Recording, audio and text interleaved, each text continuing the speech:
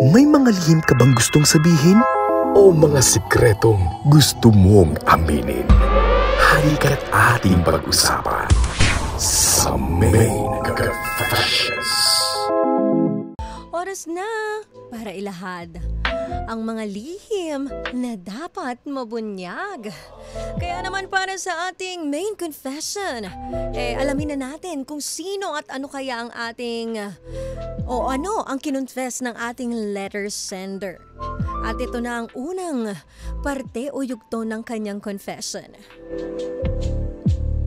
Dear DJ Main, isa po ako sa mga regular na nakikinig sa programa mo habang ako ay nagpapahinga mula sa shift. Itago mo na lang ako sa pangalang Risa. 28 years old at isang call center agent sa BGC. Nako, magandang gabi sa lahat naman nakikinig sa ating call center kahit saang lugar man yan. At speaking of BGC, nako, naalala ko na naman yung BGC night ko last Friday night. At ito na nga, ito na ang kasunod ng kanyang sulat, ng kanyang confession. May isa po akong katrabaho at itago na natin sa pangalang Jerome. Siya yung tipo ng lalaki na tahimik at hindi palakibo sa floor namin. Akala mo lang yun. Pero despite na ganun siya ay madami ang nagkakagusto sa kanya. Iba din kasi ang dating ng mga lalaking mysterious effect. Well, totoo yan. Oo, talagang nararanasan ko din yan. Ewan ko, iba yung dating sa akin kapag ang lalaki medyo may pagkasuplado. Medyo mahirap pangitiin. Tapos, di ba nakaka-challenge yun sa ating mga babae? Yung nakukuha natin yung attention nila. Yung napapangiti natin sila. Iba yung feeling Kaya, mas gusto ko din yung mga mysterious na lalaki. At ito ang karugtong, sa totoo lang ay matagal ko na din siyang crush. Madalas ko nga siyang ini-imagine bago ko matulog. Ay, iba rin tong si si Risa ha. And when you say imagine, as in hindi friendly imagination ha? Whoa! Ano kaya yung ini-imagine mo? Yung tipong nagbabasa ang silong ng tahanan ko pagkatapos. Bakit naman may pagganon? Oo. Bakit parang tag-ulan na sa kwarto mo? Basang-basa na agad ang kama? Ganun ba yun? One time after ng team building namin, ay nagkayayaan uminom. Niyaya ko siyang ituloy ang inuman sa unit ko. Nagkunwari pa nga ako na tipsy na para siguradong sumama sa akin. Kayo talaga no. Kala ko mga lalaki lang yung dumidiskarte ng ganito. May mga babae palang malakas ang loob no. Saan ba nakakabili ng lakas na loob na ganyan? Gusto ko maranasan yan. Yung dating tahimik at mysterious ay tila naging wild animal. Hinalikan niya ako ng marahas at parang candy niya akong binalatan. Sana all talaga binabalatan. Oo, kasi ako madalas iniiwan. Yung dating inimagine ko lang ay matitikman ko na ngayon. Basang-basa na ang kuweba ng kaligayahan at umaapaw na ito. Sinabi ko nga sa kanya, please lang ha, wag mo akong bibitinin. Matagal kong hinintay ito. Wow! At talagang may pagganun pa siya para sureball na daw talaga siya.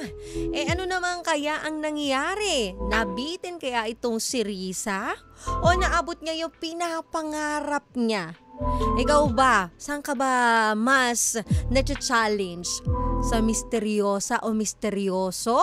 O yung may pagka-joker, yung may pagkakalog? Ayan, mamaya alamin natin ang buong confession nitong si Risa. Kaya wag kang mawawala. Oo, namiss kita baby. Ay baby, oo. Pero promise, hindi kita baby tawan, oo. Kaya naman pakatutukan nyo lang yan. At dito mo lang mapapakinggan yan kasama ang baby mo sa radyo. DJ Main for the main event. Mamaya ang ating pangalawang yugto. Dito lang yan sa 92.3 FM Radio Manila, your favorite music radio. Ka-vibes. At para sa pangalawang yugto ng confession ni Risa. Ito nga ang sabi niya, ituloy na natin ang malanding kwento ko, DJ Main. Well, aminado si Risa naman talaga. Pumatong na siya sa ibabaw ko. Dama ko yung bigat niya. Siyempre lalaki yan, talagang mabigat yan. Ano ka ba naman, Risa? Ginabayan ko ang kanyang alaga sa tapat ng aking yungib at binigyan ko siya ng go signal na pwede na niya akong i-defile. Napakalalim naman ng yungib. Ano yung yungib? Parang kuweba. Ay, sana all talaga. Naging isa ang aming mga katawan. Mainit, madulas, mabilis pero kontrolado.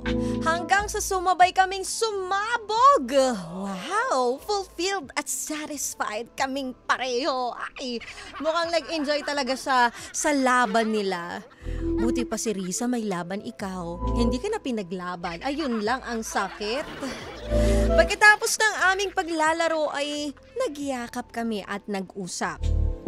Sinabi ko sa kanya, pagkatapos ng gabing ito ay na-validate ko na compatible tayo. Sana all talaga, Risa. Gusto ko pa sanang explore itong thing na meron tayo. Gusto kong sumugal at humakbang one step closer na kasama ka. Pwede bang tayo na lang? Tanong ko sa kanya. Nagulat ako nang sabihin niyang na matagal na din niya akong gusto. Pero nadurog ang puso ko sa mga susunod na salitang binitawan niya. Gusto din kita. Pero hindi kasi pwedeng maging tayo. Ayun lang, ang sakit naman nun. Nalito ako, nagtatanong bakit? Anong dahilan? Sino humahadlang? Natapos ang gabi na hindi ito nasagot. Gusto ko yung tanong mong sinong humahadlang. Parang lang yan na teleserye. Lumipas sa mga araw, parang blanco ang isip ko hanggang sa mabalitaan ko na nag-resign na siya sa company namin. Hindi ako sumuko. Sinubukan kong mag-imbestiga. Well, ganyan kami mga babae, no? Para tayong NBI actually, no? Ang galing natin mag-imbestiga. Talagang lahat sinusuyod natin, inaalam natin ang ending. The more na marami kang nalalaman, the more na mas lalo kang masasaktan. Diba? Baka may girlfriend na siya o di naman kaya ay asawa. Parehong wala. Anong dahilan? Ba malay ko, ano ba to? Manghuhula ba ako, Risa? Nagbibigay ako ng love advice pero hindi ako nanghuhula ng mga nangyayari. Naiwan ako may malaking palaisipan sa isip at puso ko hanggang sa tuluyan na akong sumuko. Tinanggap ko na lang na isa siya sa mga taong dumaan sa buhay ko.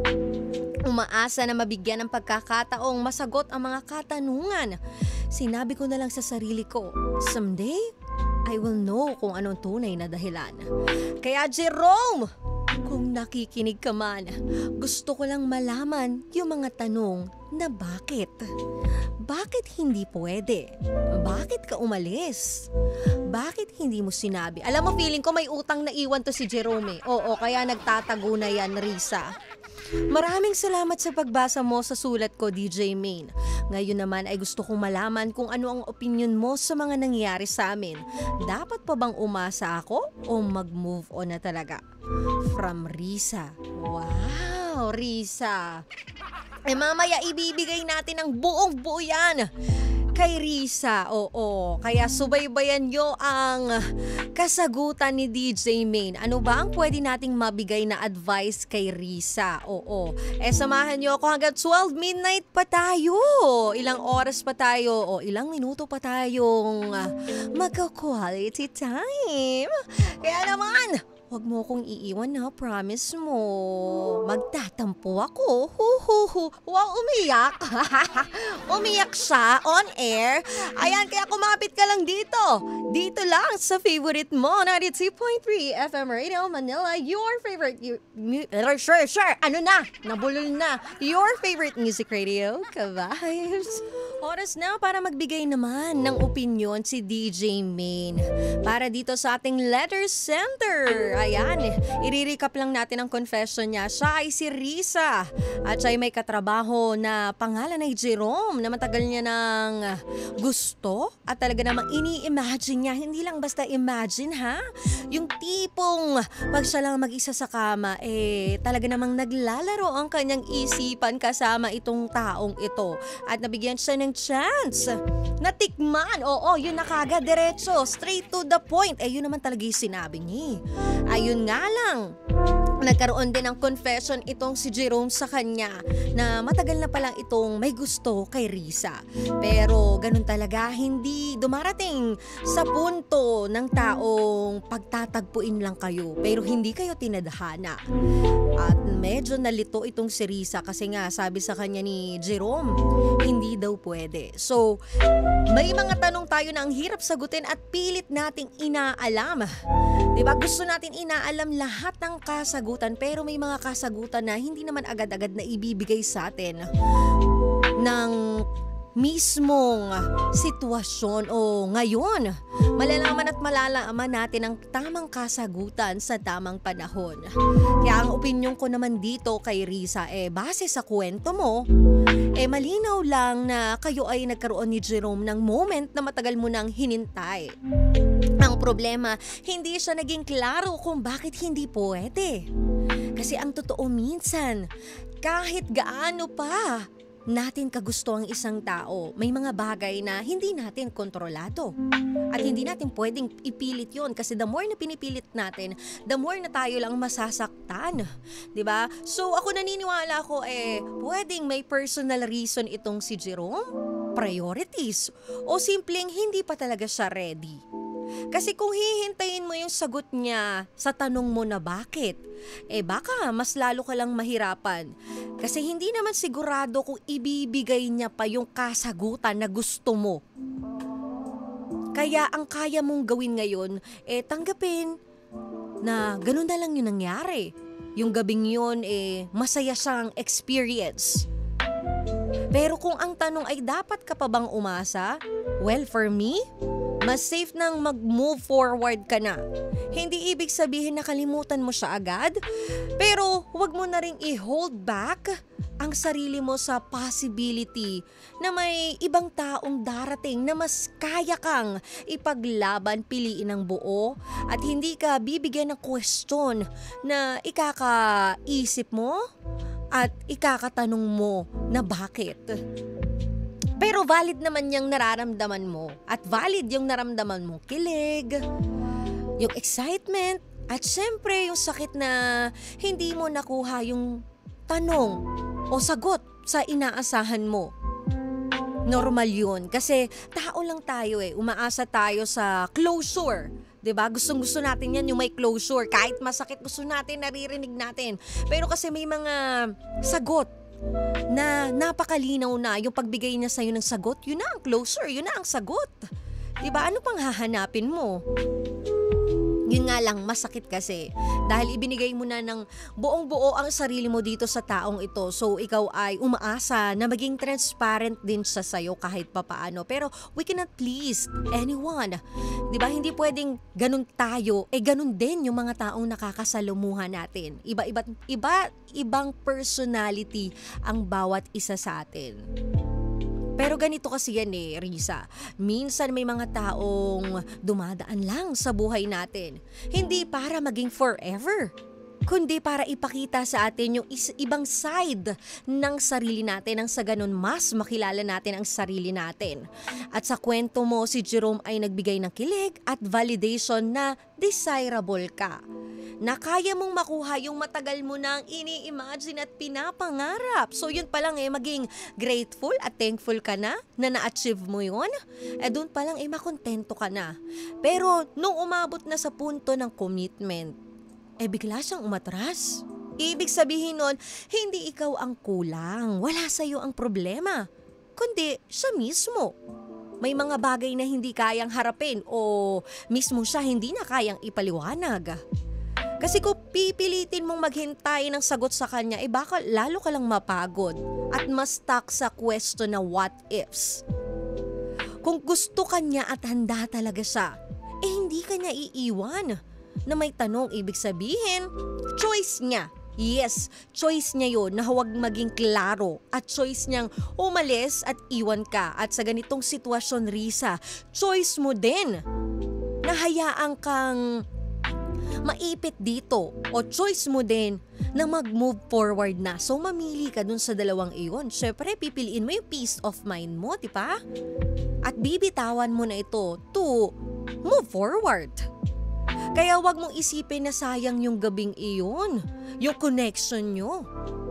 Kasi in a way, may matututunan ka rin doon at I'm sure may natutunan ka. Na may kaya ka palang ibigay at may lakas ka ring magmahal at sumugal at maging matapang. Isipin mo nagawa mo nga ito kay Jerome na hindi naman karapat dapat. Ibig sabihin, mas kaya mong gawin yan doon sa taong karapat dapat para sa iyong pagmamahal at sa iyong katapatan. So ang practical advice ko para sa iyo, Riza, huwag ka nang umasa kay Jerome. Oo, masasayang lang yung panahon mo dyan. Ang dami-daming lalaki. Imulat mo lang ang iyong mga mata. Diba? Hindi ka maubusan ng lalaki. Ilang taong ka pa lang, 28 years old. Marami ka pang magiging karanasan. Mas mag-enjoy ka pa. Kung aalisin mo yung sarili mo dito, sa pagkakulong, dito, sa iniwang bakit ni Jerome. Dahil hindi siya worth it. Para sa paghihintay, di ba? Na pinili niya namang umalis at huwag magpaliwanag. Kaya ngayon mas mahalaga bumalik ka muna sa sarili mo. Alagaan mo yung puso mo, enjoyin mo yung journey mo. Sabi ko nga, bata ka pa, enjoyin mo yan at buksan mo ulit yung sarili mo sa posibilidad sa mga bagong taong makikilala mo. At darating yung isang lalaki na hindi lang mysterious at wild sa kama, kundi consistent at malinaw sa intensyon niya para sa'yo. At pag dumating yon, masasabi mo na, kaya pala hindi naging kami ni Jerome. Kaya pala ganun yung nangyari. Kasi may mas better plan na nakalaan para sa akin. Kaya ang pinaka-lesson learned dito, Riza, hindi sapat ang atraksyon at chemistry para maging kayo. Kahit gaano pa kainit ang koneksyon o gaano pa kalakas ang spark, kung hindi naman malinaw ang intensyon at hindi kayo pareho ng page or same page, hindi talaga mag-work out ito. And tandaan mo rin, closure is not always given. Sometimes, you create it yourself. Hindi lahat ng tanong natin sa isang tao ay masasagot nila. At hindi natin pwede ipilit yon at di natin kontrolado yon. Pero how we react, how we accept, yun yung magiging kontrolado natin. At kung minsan, sabi ko nga kanina, ang walang sagot ay siya na ring sagot. Ibig sabihin, hindi nila kayang ibigay o hindi kayang ibigay ni Jerome ang gusto mong maibigay sa'yo at hinahanap mo. So, hindi kayo swak. And value yourself enough to walk away. Dahil kung talagang gusto ka ng isang tao, hindi ka niya iiwan. Promise yan. Ang dami ko na rin naranasan na ganyan na iniiwan ako. And then go! Diba bukas ang pinto, hatid ko pa kayo. Ganun dapat ang mindset, diba? Kasi kung magpo-focus ka dyan, paano mo makikilala yung susunod na papasok? Oy, iba yung pasok na yun Oy! Ay, may papasok sa buhay mo, diba? Kung nakafocus ka lang dito, natapos na. Tapos na ang kanyang istorya sa buhay mo. Dahil ang tunay na lalaki o ang tunay na may intensyon sa'yo, na gusto ka, ipaglalaban ka niya at pipiliin niyang manatili. Kasi choice niya yun. And not everyone who enters your life is meant to stay. Some are lessons preparing you for the right one for you. Kaya Risa, wag kang atat ha, oo. Maganda tayo.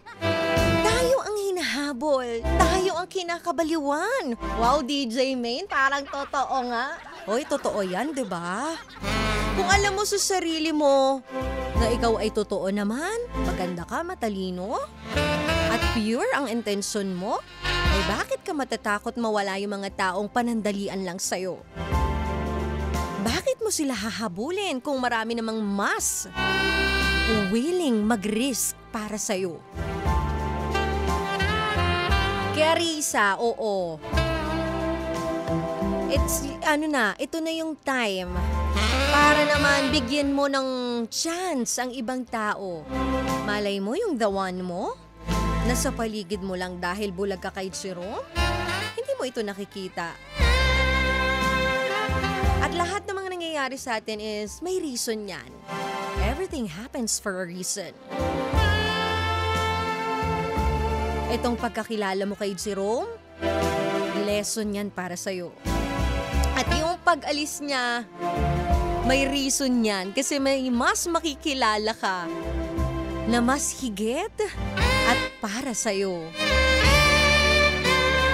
At huwag mo nang tanungin kung bakit siya nawala. Mas pinili nga niya yung umalis ng punong-puno ng question na iniwan sa'yo na kung bakit. Di ba pwede naman yun directly kung siya ay totoong tao ha? Pwede yun directly kasi gusto kita pero hindi pa ako ready kasi may priority ako sa buhay. Gusto rin kita kaso may girlfriend ako eh. Gusto rin kita kaso kailangan ko muna magtago dahil marami akong kinakautangan. O diba? Napakadaling sabihin. So bakit pinaglalaruan niya pa ang iyong isipan? So ikaw naman hinayaan mo naman. Diba ngayon gawin mo, hayaan mo na siya. Gawin mo na lang memories. Yung mga nangyari sa inyo. Yung mga masasarap na gabi. Na talaga naman tumatagaktak ang pawis. Diba, gawin mo na lang yung memories na iyong maaalala at minsan kikiligin ka, minsan pagtatawanan mo na lang. At mararanasan mo pa yan sa iba na mas masarap pa. Kasi may kasamang love. Kesa dito sa mokong na ito, oo. Diba? Na hindi kayang magpakalalaki. Gusto lang puro sarap. Pero pag nandyan na, bigla na lang nawawala na parang bula. Diba? Kaya it's time to move forward. Risa, oo. Maraming salamat, Risa, sa pag-share mo ng confession mo o pag-confess mo kay DJ Main. At kung ikaw ay ganito rin sa nararamdaman at nangyari kay Risa, ito pakatandaan nyo. Always enjoy the moment. Pero huwag kang mag-all in kung walang malinaw na direksyon. Magtira ka para sa sarili mo. At hindi mo need ng validation ng ibang tao. Dapat magsisimula yan sa'yo para kahit mawala siya, buo pa rin ako. Diba? Iba pa rin yung feeling eh. Kapag hindi mo hinahangad o hinahanap yung validation sa iba. Kasi kahit wala sila, masaya ka pa rin at nandun pa rin yung peace of mind mo. Learn to guard your heart habang marunong pa rin sumugal. At higit sa lahat, huwag kang magstay sa tanong na hindi na sasagot o walang malinaw na kasagutan. Kasi habang hawak mo yun, hindi ka makakahawak sa mas tamang tao na paparating. So sayang lang ang panahon at ang oras mo. Kaya ibigay mo ito dun sa karapat-dapat. Ayan, sa mga gusto mag-confess kay DJ Main, padala nyo na yan sa ating Facebook page, 92.3 FM Radio Manila. O hindi naman kaya sa ating Viber, 0954-406-1967.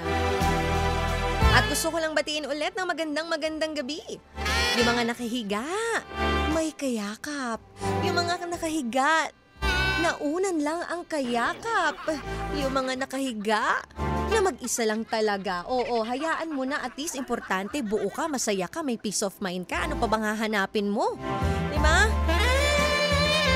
At importante mahal mo ang sarili mo, doon pa lang buong-buo ka na diba?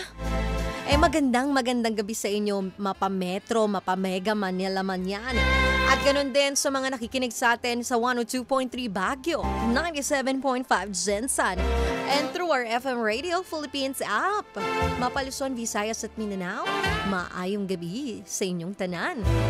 At sa lahat ng Android user, kaysa kung ano-ano yung mga dina-download at sinusubscribe nyo, may bayad, oo, tas pag nag-expired, gagastos ka na naman, bakit hindi ka sa amin mag-subscribe? Libreng-libre pa at mag-download ng app namin. Sa lahat ng Android user, mapapakinggan mo kami anywhere, anytime. Malungkot ka, halika, papaligayahin kita. Malungkot ka, halika, papasayahin kita. Broken ka, halika, bubuuin natin ang puso mo. Ay, talaga naman talaga. Oo, kaya i-download nyo ng aming app. Pumunta ka na sa Google Play Store at hanapin ang FMR Philippines. At tayo rin ay may mga social media platforms na pwede nyong isubscribe, like and follow para hindi ka nahuhuli sa latest. Oo, ikaw pa ang una sa lahat ng first. Updated ka. Total, marites ka naman, di ba? Oo, marites in a good way, in a positive way. Ayan, i-follow at like, i-subscribe mo na ang aming YouTube, Instagram at TikTok. At ang aming Facebook page, pare-parehas na 92.3 FM Radio Manila. At pwedeng-pwede nyo rin ako i-follow sa aking mga social media platforms. Ayan, pare-parehas na menuhin yung mapa TikTok, Instagram, Facebook page, YouTube, oo. At gusto ko lang din pasalamatan, Uy Dental Clinic, Horticulture by Carldana, Imprint Customs, Vanity Lounge Aesthetics, Spink Philippines, Zebra Helmets Philippines, at maraming salamat, Love Your PH. Iba pala yung feeling, first time kong umattend ng workshop ng flower arrangement. Ang sarap pala matutunan kung paano mag-arrange ng flower, no? Parang ano siya, parang binibigyan ng kulay ang iyong soul kapag ikaw ay nandun na. First time kong ma-experience at na-enjoy ko talaga. Ang ganda nawala yung parang nawala kahit papaano yung mga iniisip ko on that moment na umattend ako ng workshop na nag-aayos ako. Naku, walang nagbibigay sa akin ng bouquet ng mga bulaklak, pero ngayon I can buy myself flowers na talaga. Kaya ko nang bilhan at gawa ng sarili kong bouquet, di ba? Ang galing ni DJ Maine. Kaya kayo, hanap rin kayo ng paglilibangan ninyo. Hindi mo naman kailangan gumastos ng malaki as long as na ikaw ay may natututunan, nasisihan ka, at nakaka-distress, i-go nyo yan. Try nyo ring lumabas sa inyong comfort zone para kahit papaano another skills, another experience yung mararanasan mo. Kaya maraming salamat, Love Your PH. At natapos na ang gabi natin. Ngayon, natunghayan natin ang ating main confession. Ngayon pa lang yan, Lunes pa lang. May 4 na araw o 4 na gabi pa tayong magkakapiling at magkakatsikahan. May 4 na gabi pa akong baby B. Ano ba yun? DJ May, nabubulol ka na naman. Baby bayhin ka. Yun yung ibig ko sabihin. Ganun talaga, baby pa ako, kaya bulol ako, kaya ganun talaga, oo. Ayan, samahan nyo ko Lunes hanggang Biyernes, 9:30 p.m. to 12 midnight. Dito lang sa favorite mo, 92.3 FM Radio Manila. Kasama ang baby mo sa radyo, ang nag-isang DJ Maine. Pero bago ang lahat, bago ko kalimutan at magtatampos sila. Ayan, shoutout Merit Dulay, Bernard TV, Erwin Cuenco ng Liligaw DJ Maine. Sige, manligaw ka lang. Adrian Sabroso, William Mortel, at sa lahat na nakikinig sa atin ngayon. Kayo po ay mag-iingat kahit nasa ang lupalop man kayo. Kayo ay mag-iingat, huwag kayong magpapaloko. Oo. At ayun na nga, worth it na ang gabi mo. Kasi meron nang magsasabi sa'yo ng good night, baby. I love you. Lahat tayo may mga taong iniwan tayong bitin. Walang sagot, walang paliwanag, puro tanong.